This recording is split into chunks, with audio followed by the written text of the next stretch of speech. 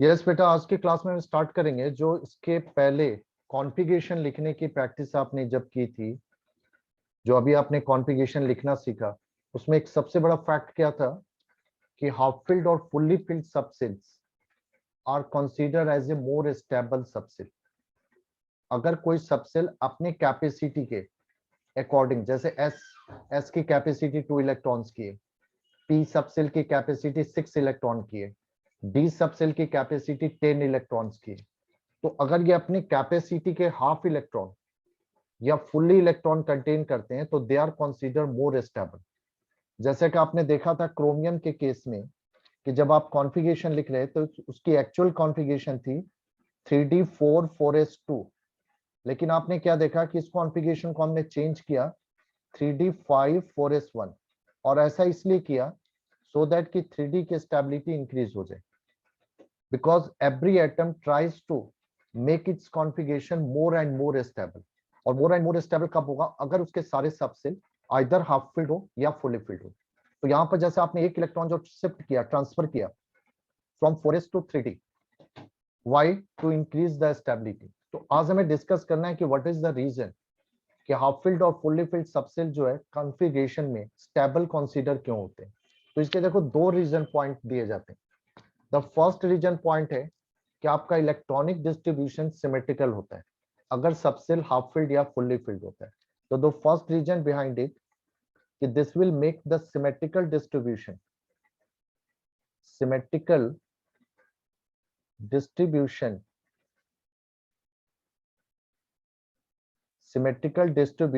of electrons in given subcell। अगर आप subshell को हाफ फिल्ड या फुल्ली फिल्ड करते हो तो उससे इलेक्ट्रॉन का डिस्ट्रीब्यूशन जो होता है वो सबसेल में सिमेट्रिकल लेवल पर होता है, ठीक है। और अगर इलेक्ट्रॉन डिस्ट्रीब्यूशन सिमेट्रिकल होगा तो electron is a charge entity.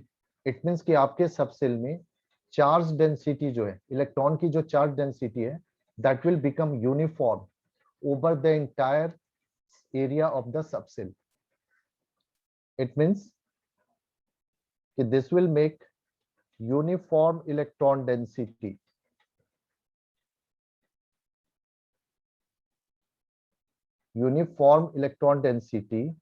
over entire area of subcell।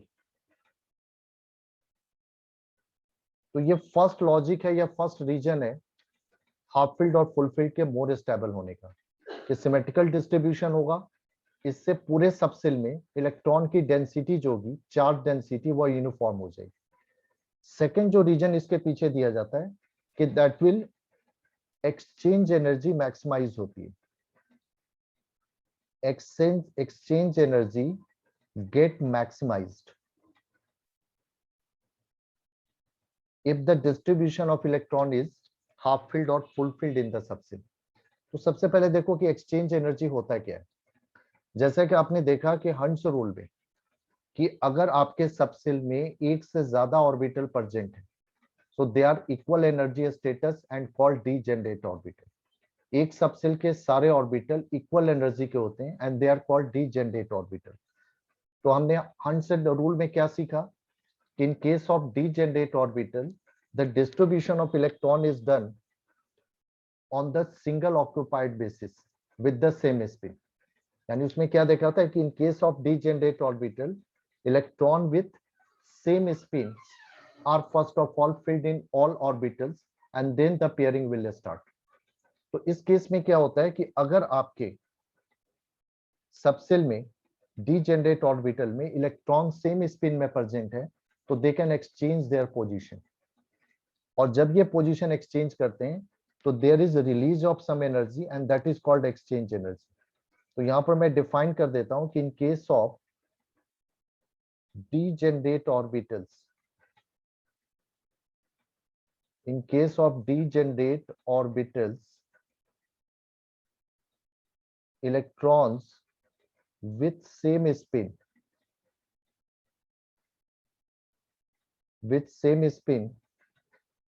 exchange their energy, exchange their position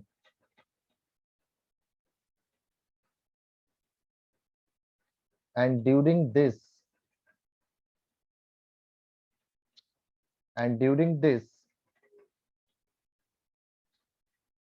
energy is released, which is called exchange energy.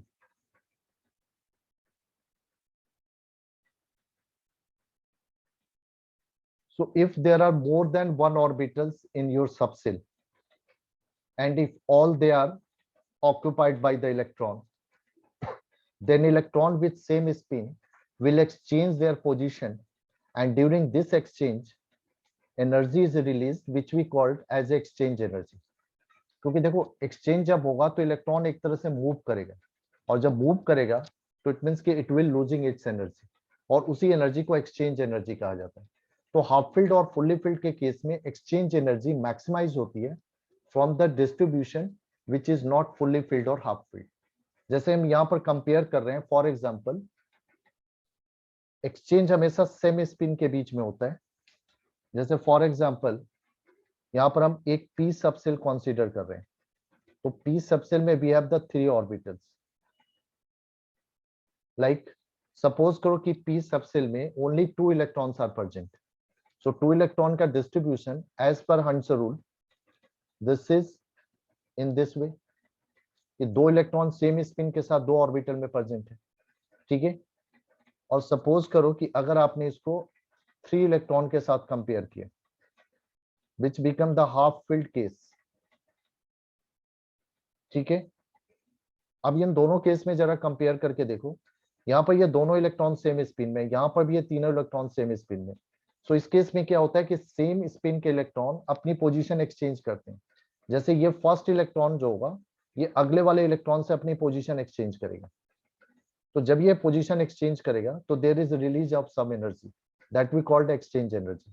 तो यहाँ पर only one exchange is possible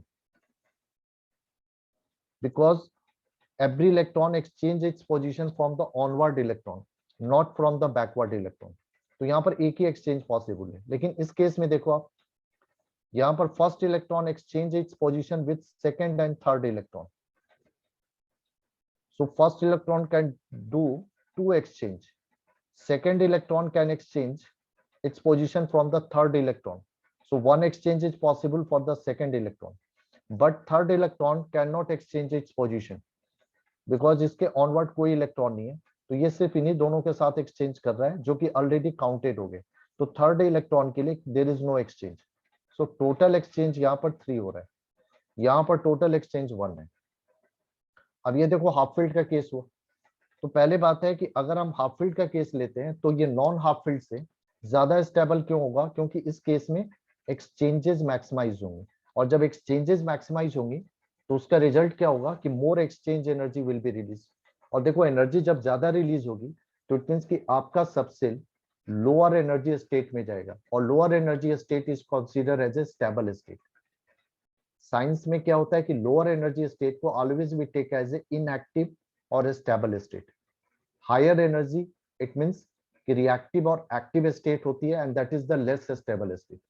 तो exchange energy जितनी ज्यादा होगी, exchange जितने ज्यादा possible होंगे गिवन कॉन्फ़िगरेशन में, इट मींस कि that will giving more and more lower energy state for the subshell, and that is why it is considered more stable. एक और एग्जांपल हम लेते हैं।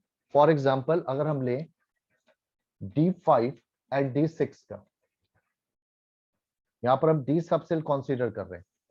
यहां पर देखो आप, एक कॉन्फ़िगरेशन आपने लिया D5 का, दिस इज 1 2 3 4 5। अगर D5 है तो all 5 electron are in same spin. Now second case लो आप D6 का,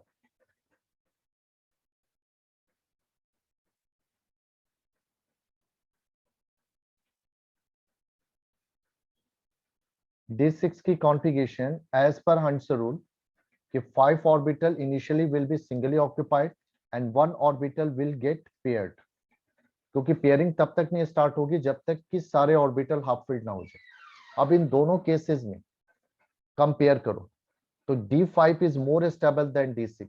फर्स्ट पॉइंट है कि इस डिस्ट्रीब्यूशन में इलेक्ट्रॉन डेंसिटी यूनिफॉर्म होगी, यहाँ पर यूनिफॉर्म नहीं होगी क्योंकि यहाँ पर एक पेयर्ड ऑर्बिटल है और रिमेनिंग हाफ फील्ड है। तो यहाँ पर इलेक्ट्रॉन का वेटेज यहाँ पर ज्यादा मिलेगा, आगे कम मिलेगा, जबकि यहाँ पर इलेक्ट्रॉन का वेटेज अगर आप देखोगे तो हर एक सबसेल में सेम है। तो this is more symmetrical than this. अब यहाँ पर एक्सचेंज एनर्जी आप कंपेयर कर सकते हो।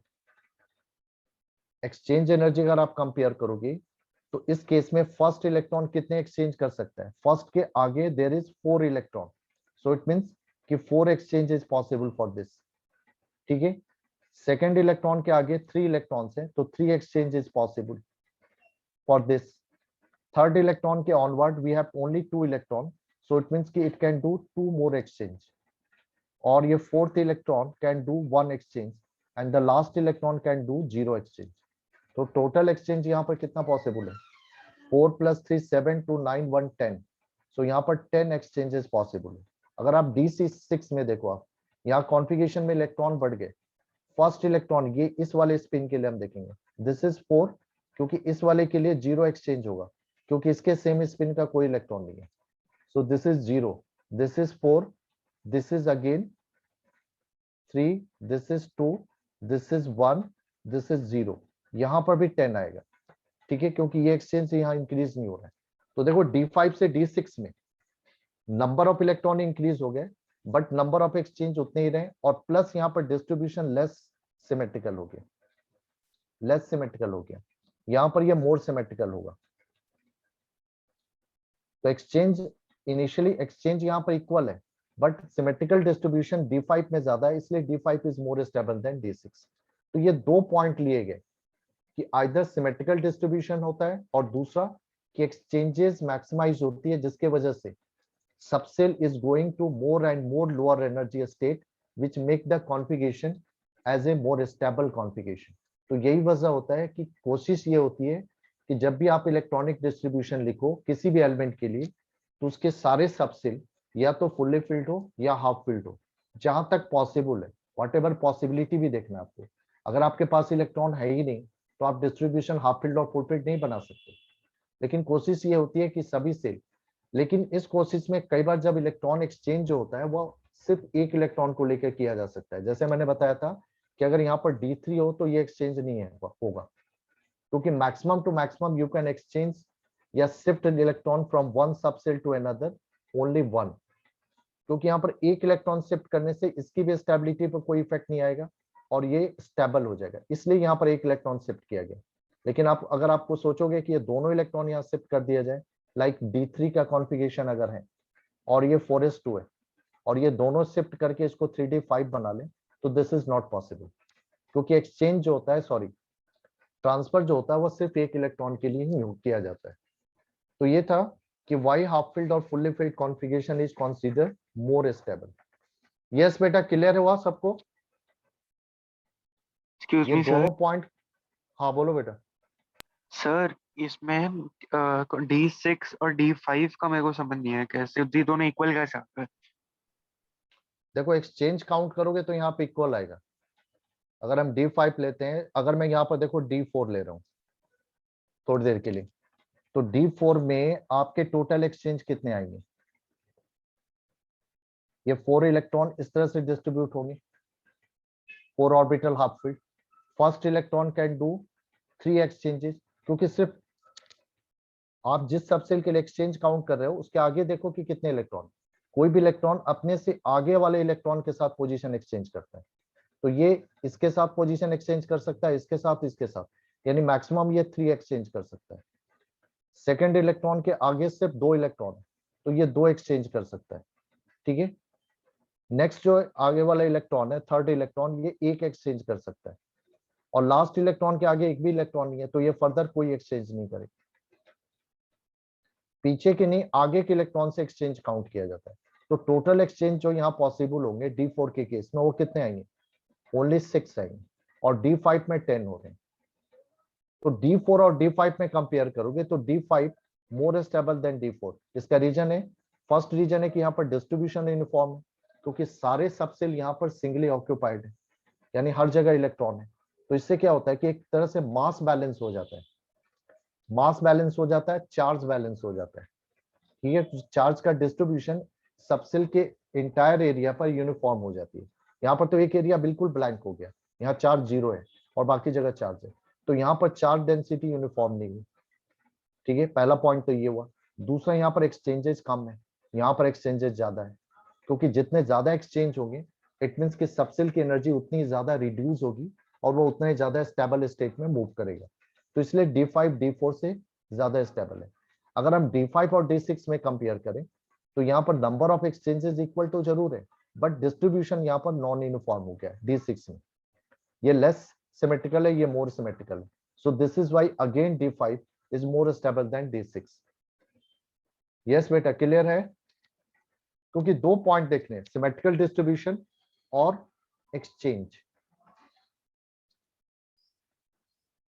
हाँ बेटा बताओ, क्लियर है सबको या किसी कोई डाउट है अभी?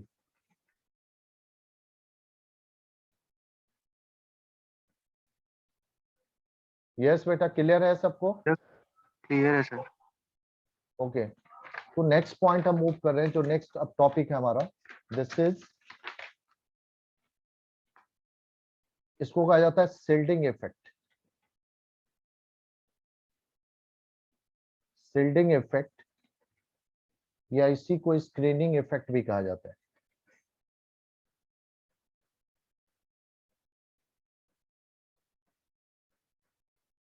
अब देखो, शिल्डिंग और स्क्रीनिंग इफेक्ट क्या है, इसको अंडरस्टैंड करने के लिए एक छोटा सा एग्जांपल मैं दे रहा हूं कि सपोज करो कि यहां पर मैंने एक कैंडल बर्न किया। ठीक है, सपोज करो I have just burn a candle.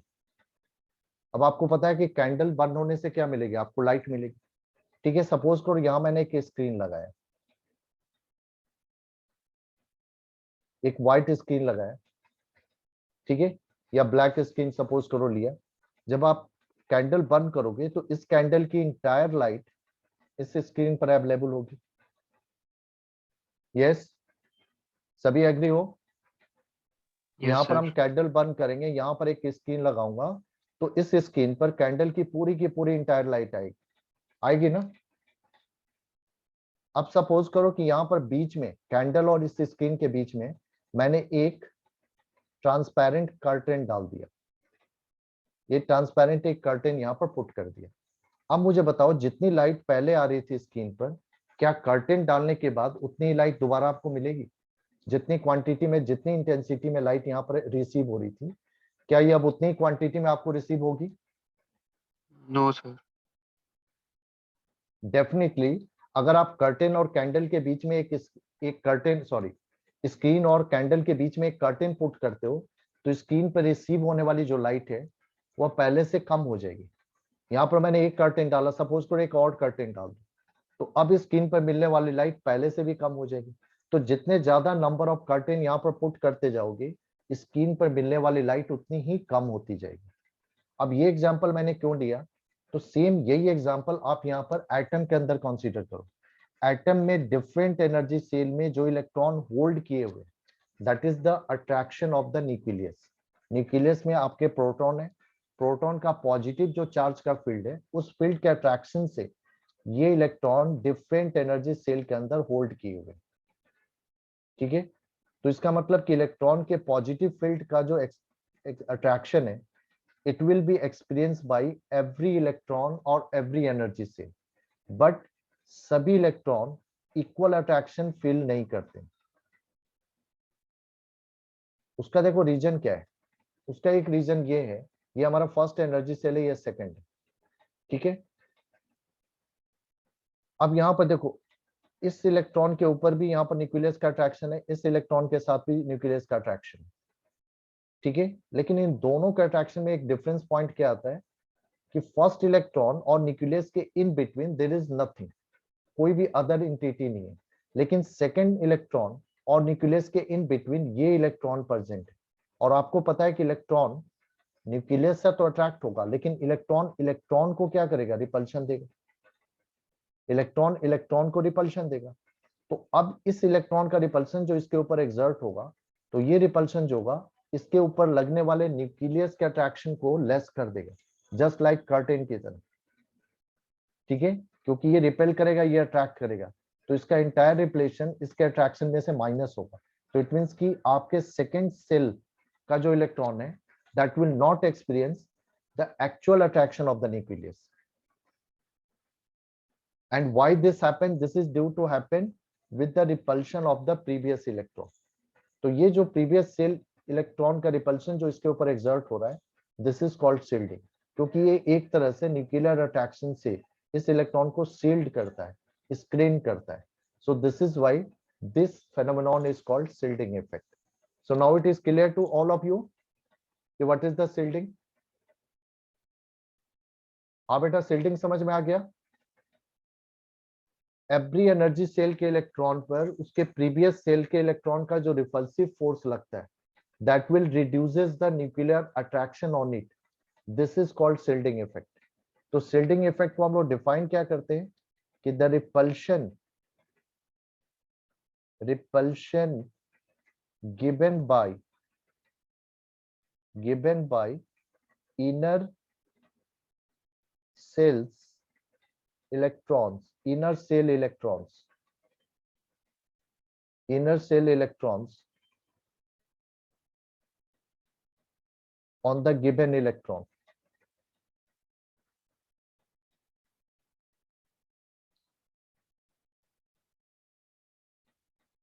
is called shielding effect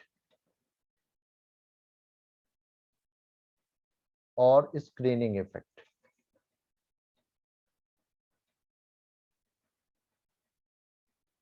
So this is the definition of shielding or screening effect. किसी भी एनर्जी सेल के इलेक्ट्रॉन पर उसके प्रीवियस सेल के जितने भी इलेक्ट्रॉन हैं, उनका जो रिपल्सिव फोर्स उसके ऊपर एक्सर्ट होता है, that will be taken as a shielding effect और स्क्रीनिंग इफेक्ट. ठीक है. अब ये देखो, ये डिपेंड करेगा नंबर ऑफ इलेक्ट्रॉन पर. आपके गिवन इलेक्ट्रॉन के प्रीवियस में जितने ज्यादा नंबर ऑफ इलेक्ट्रॉन्स होंगे, जितने ज्यादा नंबर ऑफ सब सेल्स होंगे, एनर्जी सेल्स होंगे, इट मींस कि वहां पर शील्डिंग इफेक्ट उतनी ही ज्यादा होगी. सो इसका मतलब कि शील्डिंग इफेक्ट जो है, shielding effect is directly proportional to number of inner cell electrons. Inner cell electrons, जितने ज्यादा inner cell electrons होंगे, शील्डिंग इफेक्ट उतना ही ज्यादा होगी. ठीक है. फॉर एग्जाम्पल, जैसे मैं एक क्वेश्चन देखो आप कि which have higher shielding effect, which have higher shielding effect. आपको बताना है कि इसमें से कौन सब सेल के लिए शील्डिंग इफेक्ट सबसे ज्यादा है. फर्स्ट आपको दिया हुआ है लाइक 1s एंड 2s, और सेकंड है आपका 3s एंड 4s. ठीक है. सबसे पहले हम इन दोनों में देखें. आपको पता है कि 1s जो है बिल्कुल फर्स्ट होता है. दिस इज द फर्स्ट सब सेल जहां से फिलिंग ऑफ इलेक्ट्रॉन स्टार्ट होती है. 1s के बाद आता है 2s. तो 1s के before there is no any other subshell, कोई भी और सबसेल यहाँ पर प्रेजेंट नहीं है, कोई भी अदर इलेक्ट्रॉन नहीं है. लेकिन 2s के बिफोर 1s आ रहा है, यानी इस 2s के बिफोर एक सबसेल प्रेजेंट है, तो यहाँ पर रिपल्सिव फोर्स लगेगा 1s के इलेक्ट्रॉन का. बट 1s में उसके प्रीवियस कोई भी नहीं है, तो इसके ऊपर कोई रिपल्सिव फोर्स नहीं है. तो इसका मतलब यहाँ पर शील्डिंग इफेक्ट क्या हो जाएगी, 0. लेकिन यहाँ पर शील्डिंग इफेक्ट 1s की आएगी. तो 1s और 2s में शील्डिंग इफेक्ट किसका ज्यादा है, 2s का ज्यादा होगा. यस बेटा, क्लियर है. क्योंकि 1s के बिफोर कोई सेल नहीं है, 2s के बिफोर एक सब सेल है. तो हमने क्या पढ़ा कि shielding effect is proportional to number of inner shells. जितने ज्यादा इनर सेल्स उतना ज्यादा शील्डिंग इफेक्ट. सपोज को 3s और 4s में देखो, 3s के बिफोर कौन कौन सी सब सेल आती है, 1s और 2s. और 4s के बिफोर कौन कौन सी सब सेल आती है, 1s, 2s, 2p, 3s, 3p और 3d. यहां पर कितनी सब सेल आ रही है, 6. और यहां पर सिर्फ ओनली 2 है. तो जिसमें नंबर ऑफ इनर सेल ज्यादा होंगे उसके शील्डिंग इफेक्ट हायर होगी. इसका मतलब कि यहाँ पर 4s के लिए शील्डिंग इफेक्ट हायर होगी as compare to 3s. Why? Because 4s has higher number of inner shells than 3s. अब क्लियर हो गया बेटा, क्लियर हो गया. Yes sir. ठीक है, यहाँ पर जो मैंने सब सेल लिए वो अलग अलग एनर्जी सेल को बिलोंग कर रहे थे। ठीक है, अब एक एग्जांपल ले रहा हूं। For example this is 3s and 3p। यहाँ पर दोनों सेम एनर्जी सेल में। अगर आप सेम एनर्जी सेल में भी लेते हो तो ध्यान से देखो, सबसे पहले s आता है, उसके बाद p आता है, उसके बाद d आता है, उसके बाद f आता है। तो 3s के पहले, यानी जो पहले आएगा उसके सिल्डिंग इफेक्ट लोअर होगी, विच कम्स अर्लियर। और जो बाद में आता है उसके ऊपर सिल्डिंग ज्यादा होती है, क्योंकि उसके नंबर ऑफ इनर सेल ज्यादा होते हैं। क्योंकि 3s के बिफोर आप देखोगे कौन कौन से सेल है, 1s है, 2s है, 2p है, सिर्फ 3 सब सेल है। लेकिन अगर आप 3p ले रहे हो तो इसके बिफोर आपका 3s भी काउंट होगा, तो नंबर ऑफ सब सेल यहाँ बढ़ गए, इनर सब सेल। तो इसका मतलब कि 3f की सिल्डिंग ज्यादा होगी। तो अगर आप सेम एनर्जी सेल में भी याद रखो कि सिल्डिंग इफेक्ट का ऑर्डर जो होता है within the same energy shell, s में सबसे लेस होता है, उससे ग्रेटर p में, उससे ग्रेटर d में, और उससे ग्रेटर f में। अगर आपके सब सेल सेम एनर्जी सेल को बिलोंग कर रहे हैं तो सिल्डिंग इफेक्ट का ऑर्डर ये फॉलो होगा। सबसे लोअर सिल्डिंग इफेक्ट s की होगी, उसके नेक्स्ट p, उसके नेक्स्ट d और फिर f। ठीक है, अब देखो इस सिल्डिंग इफेक्ट, क्योंकि सिल्डिंग इफेक्ट जितनी ज्यादा होगी जितना हायर होगा, इट मींस कि आपके उस इलेक्ट्रॉन पर न्यूक्लियर फोर्स उतना ही हाईली रिड्यूस हो जाएगा। तो फर्स्ट सबसेल यानी 1s को छोड़कर अदर जितने भी सबसेल हैं they have the same shielding effect. 1s के लिए सिल्डिंग इफेक्ट 0 होती है, ये ध्यान रखना। 1s को छोड़कर अदर जितने भी सबसेल हैं all have the same shielding effect. और जब सिल्डिंग इफेक्ट होती है तो आपका इलेक्ट्रॉन एक्चुअल न्यूक्लियर अट्रैक्शन को एक्सपीरियंस नहीं कर पाता है, वह लेस अट्रैक्शन एक्सपीरियंस एक्सपीरियंस करता है या फील करता है। उसका रीजन होता है क्योंकि ये सिल्डिंग इफेक्ट उसके ऊपर लगने वाले न्यूक्लियर अट्रैक्शन को रिड्यूस करता है। तो आफ्टर सिल्डिंग जो न्यूक्लियर अट्रैक्शन एक्सपीरियंस करता है that is called effective nuclear force या इफेक्टिव न्यूक्लियर अट्रैक्शन। तो यहां से एक टर्म आता है इफेक्टिव इफेक्टिव ओके बेटा थोड़ी देर में रीज्वाइन करना पड़ेगा। इफेक्टिव न्यूक्लियर अट्रैक्शन या इफेक्टिव न्यूक्लियर चार्ज भी वर्ड यूज किया जाता है, और इसको डिनोट किया जाता है जेड इफेक्टिव से। तो जेड इफेक्टिव क्या होता है बेटा? Z effective is nothing, it is the actual nuclear attraction experience by the electron, ठीक है, after the shielding effect, after the shielding effect. ठीक है, सो हम इसको डिफाइन क्या करते हैं कि since due to shielding effect, due to shielding effect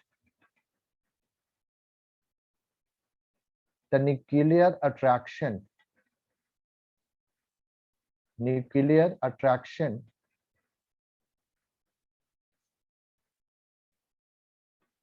decreases on a given electron of subshell or orbital.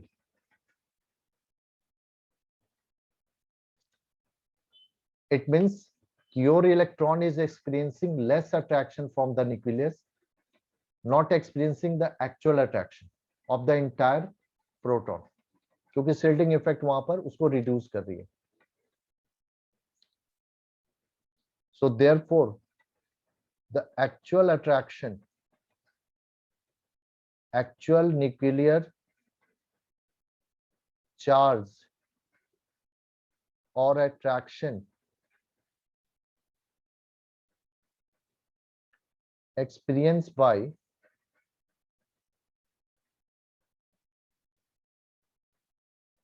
a given electron is called effective nuclear charge or effective nuclear attraction. इसी को हम effective nuclear charge कहते हैं, effective nuclear charge और attraction. और ये निकाला कैसे जाता है? सिंपल सा इसकी लॉजिक होती है कि जेड इफेक्टिव जो होता है दिस इज इक्वल टू होता है actual nuclear attraction minus shielding constant. Shielding constant क्या है? शिल्डिंग इफेक्ट के कॉरस्पॉन्डिंग एक न्यूमेरिक वैल्यू ली जाती है जो कि अलग अलग सबसेल के लिए अलग अलग होती है। जैसे एस के शिल्डिंग कांस्टेंट अलग होता है, पी का अलग होता है, डी का अलग होता है। तो आपको क्या करना है कि उसके ऊपर जो एक्चुअल न्यूक्लियर चार्ज है उसके उसमें से माइनस करना है डिफरेंट सबसेल के शिल्डिंग कांस्टेंट वैल्यू को। तो इससे आपको जेड इफेक्टिव की वैल्यू मिल जाएगी। ठीक है, तो ये आपको जेड इफेक्टिव मिल जाएगा। यहां से आप ये भी ले सकते हो कि जेड इफेक्टिव जो होगा वो इनवर्सली प्रोपोर्शनल होगा शिल्डिंग कांस्टेंट के या शिल्डिंग इफेक्ट के। जितना हायर शिल्डिंग होगा जेड इफेक्टिव उतना ही लोअर होगा। जैसे फॉर एग्जांपल ये क्वेश्चन दिया गया कि which will experience more effective nuclear charge, more effective nuclear charge। जैसे फर्स्ट दिया गया 2s और 2p। तो हमें क्या देखना है कि किसके लिए शिल्डिंग ज्यादा है। 2s के before only one subshell is 1s, but 2p के बिफोर दो सबसेल आ रहे हैं 1s और 2s। ऑब्वियसली 2p का शिल्डिंग इफेक्ट ज्यादा है। जिसका शिल्डिंग इफेक्ट ज्यादा होगा उसका जेड इफेक्टिव लोअर हो जाएगा। सो इट मींस कि इस केस में आपका मोर न्यूक्लियर रिडक्शन कौन एक्सपीरियंस करेगा? 2s। यस बेटा, क्लियर है? अगर आपसे ये कहा जाए कि which have higher nuclear effective nuclear charge,